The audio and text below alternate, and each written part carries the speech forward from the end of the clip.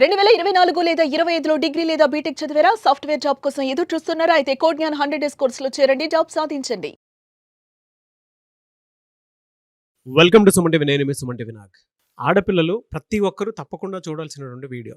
స్త్రీధనం అంటే ఏంటి? లీగల్‌గా మనం చూసుకుంటే మనకుండేటువంటి రైట్స్ ప్రకారము వాటి మీద ఎవరెవరికి హక్కులుంటాయి? అండ్ దాన్ని ఏ విధంగా మనం పొందవచ్చు? వాటికి సంబంధించినటువంటి వాటిల్లో కీలక అప్డేట్స్ ఏ విధంగా ఉన్నాయి ప్రస్తుతం వరకు అనేది అకార్డింగ్ టు లీగల్ ఫార్మాట్ ఏ విధంగా ఉంటుంది అనేది ఈరోజు మనతో పాటు హైకోర్టు అడ్వకేట్ అలగర్ రవీంద్రనాథ్ గారు ఉన్నారు. అది వారి మాటలు తెలుసుకుందాం. Hello sir. హాయ్ అండి నాగరాజ్ గారు. సరే, స్త్రీధనం అంటే ఏంటి?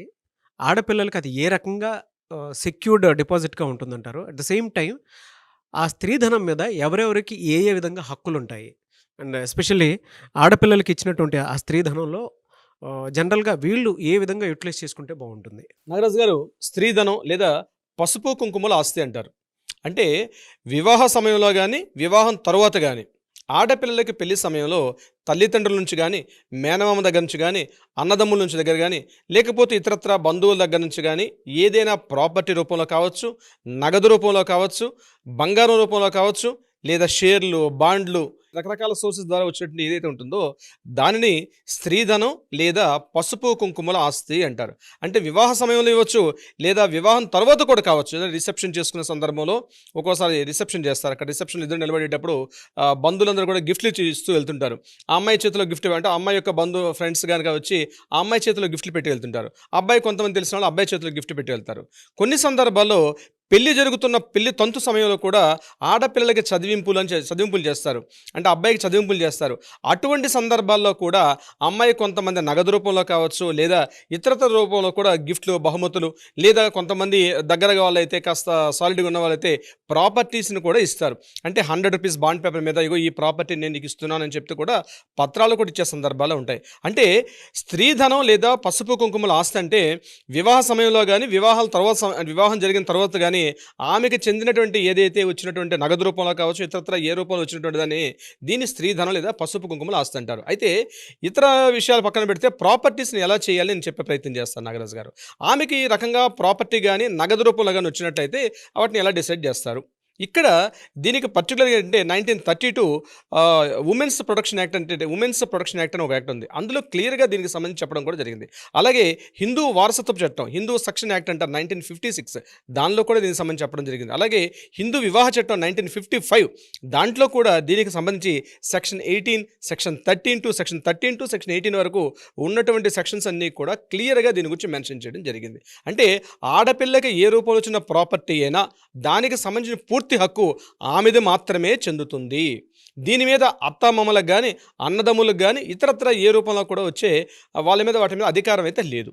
ఇక్కడ ఈ టాపిక్ చేసి మళ్ళీ వెనక్కి వెళ్ళే ప్రయత్నం చేస్తాను. ఆడపిల్లలకు ఆస్తి ఎన్ని రకాలుగా వస్తుంది అది కూడా మనం తెలుసుకుందాం. ఆడపిల్లలకు ఆస్తి 4 రకాలుగా వస్తుంది. ఒకటి ఇప్పుడు మనం చెప్పుకున్న స్త్రీధన రూపంలో వస్తుంది. ఒకటి వాళ్ళ పేరెంట్స్ నుంచి, అంటే వారసత్వంగా ఆమెకు వస్తున్న ఆస్తి ప్రకారంగా కూడా ఆమెకు వచ్చే హక్కు ఉంటుంది. రెండోది భర్త తరపు నుంచి వచ్చినటువంటి ప్రాపర్టీ, అంటే భర్త సెల్ఫ్ గెయిన్డ్ ప్రాపర్టీ, అంటే తన సొంతంగా సంపాదించుకున్న ఆస్తి, దాని మీద కూడా ఆమెకు హక్కు వచ్చే అవకాశం ఉంటుంది. అదేవిధంగా భర్త యొక్క పూర్వీకుల నుంచి, అంటే భర్త యొక్క తండ్రి మామగారి తరపున వచ్చే ప్రాపర్టీ కూడా.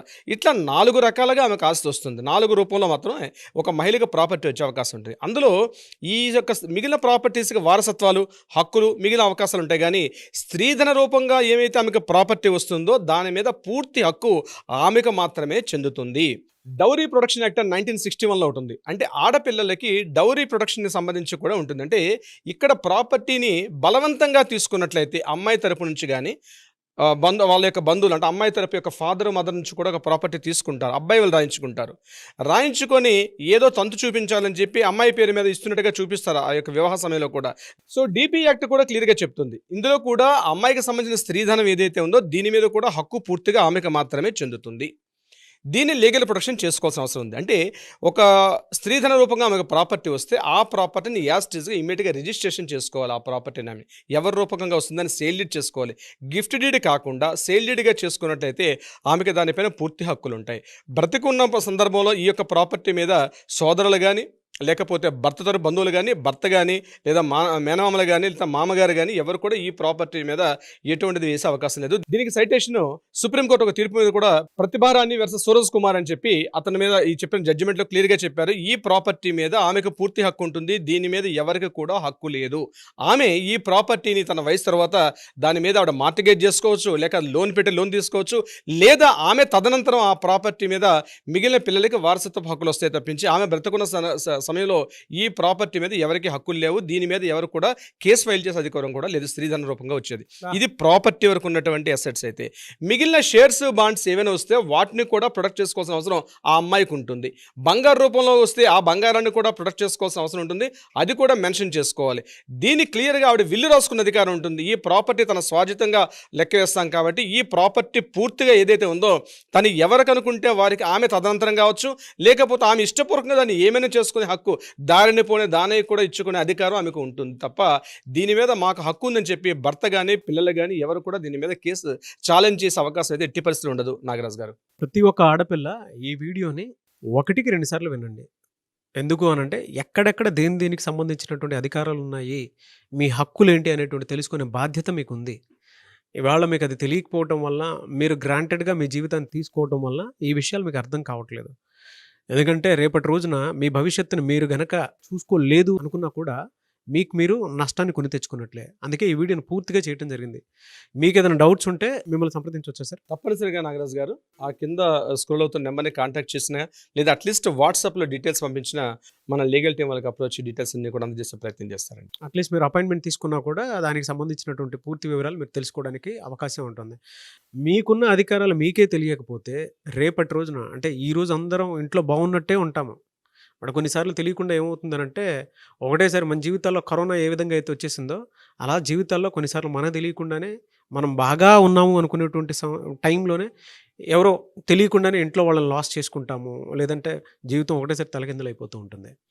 ఆ పరిస్థితి అక్కడి వరకు తెచ్చుకోవద్దు. ఏదైనా పద్ధతిగా ఉండాలి అనుకున్నప్పుడు మాత్రం, జాగ్రత్త పడాలి అనుకున్నప్పుడు జీవితానికి సంబంధించి ఎన్ని జాగ్రత్తలు తీసుకున్నా పర్లేదు. మనకి మన గురించి వేరే వాళ్ళు ఏమనుకున్నా పెద్ద ప్రాబ్లం లేదు. మనం బాగుండాలి, మన వల్ల 10 మంది బాగుండాలి, ఇంట్లో ఏ రోజు కూడా వీటికి సంబంధించినటువంటి డిస్కషన్ రాకూడదు అనుకున్నప్పుడు మాత్రం పూర్తిగా ఈ వీడియో మీరు వేరే వాళ్ళకి చూపించండి, లేదా మీరు చూడండి. చూసి దీన్ని ఏ విధంగా క్లియర్ చేస్తే బెటర్గా ఉంటుంది. నాకు ఇలా తీసుకోవాలని ఉంది, బట్ ఇంట్లో మాకుండేటువంటి మొహమాటాల వల్ల కానివ్వండి, మాకుండేటువంటి ప్రేమ అనురాగాల వల్ల కానివ్వండి, మంచి సంబంధ బాంధవ్యాల వల్ల కానివ్వండి, మేము ఓపెన్ అవ్వలేకపోతున్నాము అనుకునేటువంటి వాళ్ళు అట్లీస్ట్ మీరు అపాయింట్మెంట్ తీసుకోనన్నా సరే దీన్ని ఏ విధంగా క్లియర్ చేయొచ్చు అనేటువంటి దాని మీద ఒక అవగాహనకు మాత్రం డెఫినెట్గా రండి. అండ్ ఈ వీడియోని మాత్రం ప్రతి ఒక్కరు షేర్ చేయండి. మీకు ఇంకా ఏదైనా డీటెయిల్స్ కావాలి అనుకుంటే మాత్రం ఒకవేళ రవీంద్రనాథ్ గారిని అప్రోచ్ అవ్వలేము అనుకునేటువంటి వాళ్ళు కింద కామెంట్ బాక్స్లో మీకు ఉండేటువంటి డౌట్స్ని పోస్ట్ చేయండి. డెఫినెట్గా పార్ట్ 2 వీడియో కింద మాత్రం మేము దానికి చేయటం జరుగుతుంది. ఆ విధంగానే సరే మీరు అప్రోచ్ అవ్వచ్చు, బట్ షేర్ చేయండి. మీకు ఉండేటువంటి రైట్స్ మీరే తెలుసుకోలేకపోతే, మీకు ఉండేటువంటి డీటెయిల్స్ మీరే షేర్ చేసుకోలేకపోతే ఇంకా దానికి మించినటువంటి దురదృష్టకరం, బాధాకరం ఇంకోటి ఉండదు. సో దయచేసి ఇటువంటి వీడియోస్ని షేర్ చేసి మీకు ఉండేటువంటి రైట్స్ ఏవైతే ఉన్నాయో వాటిని తెలుసుకోండి. ఎనీవే సార్, థ్యాంక్ యూ అండి. Thank you so much Alagar Ravindranath గారు. Thank you so much Nagaraj గారు. సుమన్ టీవీలో మీ పర్సనల్ అండ్ బిజినెస్ ప్రమోషన్స్ కోసం కింది నెంబర్కి కాంటాక్ట్ చేయండి.